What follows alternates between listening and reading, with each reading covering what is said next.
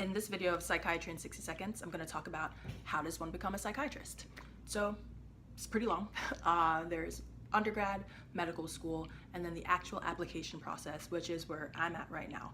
So I filled out ERAS, which is the program common application that we use where you need letters, transcripts, things like that.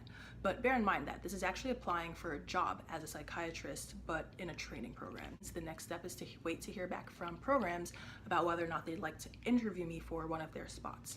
After interviews, I then rank my preferred programs. The programs rank their preferred students, future physicians, and then there's a wonderful, slightly stressful match algorithm that really kind of like poof, makes it all happen. You find out where you're going to train as a psychiatrist, then you get to go to that program and work for 4 years learning under attendings how to treat patients with mental illnesses. And that is Psychiatry in 60 Seconds, how to become a psychiatrist.